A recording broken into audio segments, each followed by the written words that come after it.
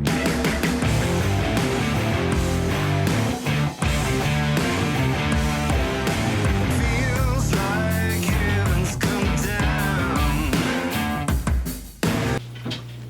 Tarantula Girl coming to you from my private serpentarium tonight to bring you Amazing Eggsac Opening Part 3, and I think you guys will be quite pleased with this new development. A lot of you guys were blowing up that Eggsac video where I opened up that crazy Nandu chromatus sac.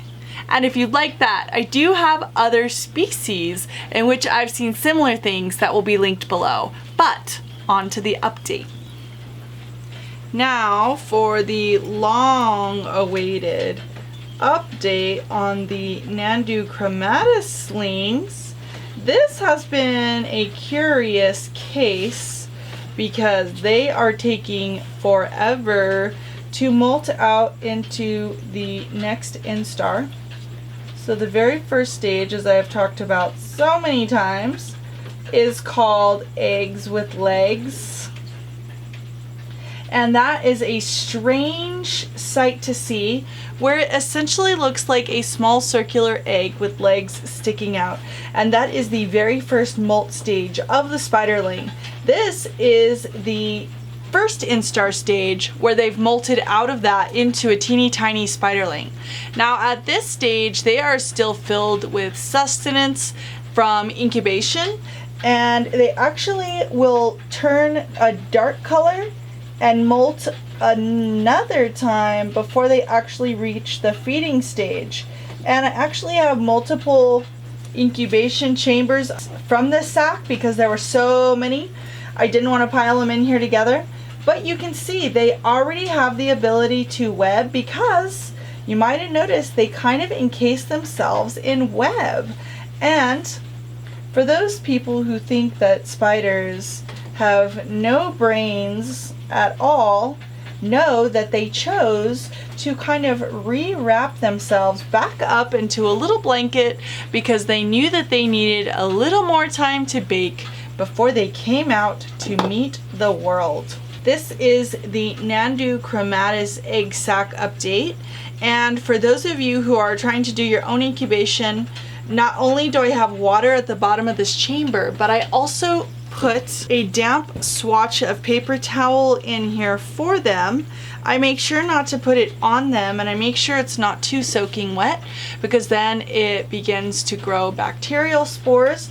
But that is there for any of those little critters who need to go and get a drink, and also to boost the humidity a little bit more because without the proper humidity levels, they cannot molt out of their exoskeleton and they all would die a horrible dry death, kind of encased in their exoskeleton. They're just starting to darken up and get ready to molt again, and I'll show you that next stage now with a different species. This is an update on the Monocichopus Belfry egg sac, and obviously there's not nearly as many, and they're all kind of hiding out here in the edges. See if I can get one of these kids out of here so you can see it. You can see here is a spiderling that is going through that process and is actually right in the middle of that molt. And it is struggling a little bit, and the rest of these animals are also heading into that stage. So I'm going to make sure and boost the humidity for these little guys so they can go ahead and molt out into their feeding stage. I know that they're very hard to see because these are tiny little animals, but hopefully you're getting a good glimpse and you know what to look for when you are reproducing. Right before they get to that stage, this is what they look like.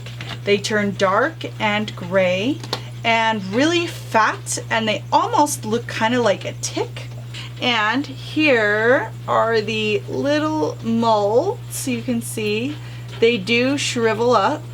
So these are the little molts from the ones who have already gone through that first stage. They are kind of dark and grub-like, and you can see that the Nandu chromatus were almost kind of white, cream, translucent, and they're just starting to kind of get that gray cast. these will turn dark and gray and become very fat. They will actually look like they're getting ready to burst, and then the magical molt will happen only if they have enough moisture to pump that hydraulic layer between their old exoskeleton and their new. So that's a very exciting event when that occurs, because that means that you have viable offspring that's ready to be separated, fed, and for those of them who are being shipped out, ready to roll.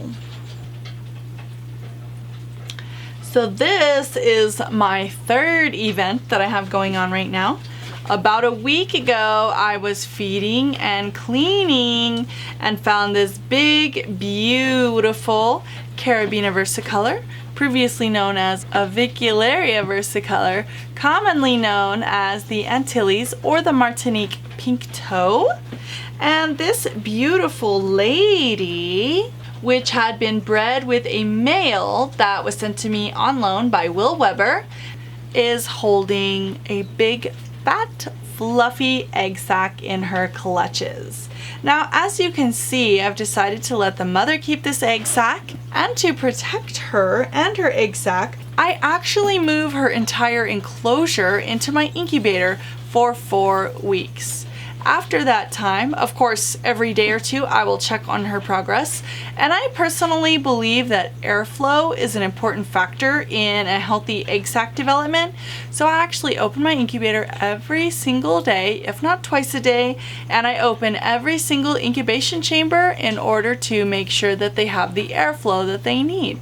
Another thing I do is I keep a small tub of water in there with an air stone bubbling in the water to make sure that there is air and oxygen flow. So that is something that I do inside my incubation chamber to keep the air from getting stale, which has produced very good results for me in the past. Well, I hope you loved seeing all those incredible babies. For those of you who live in the Texas San Antonio area, hopefully I'll have some of these kiddos on my table at the next San Antonio Expo. And that is the hottest show in Texas. The Texas Reptile Expo is my very favorite expo to vend at, and I hope to see you guys there.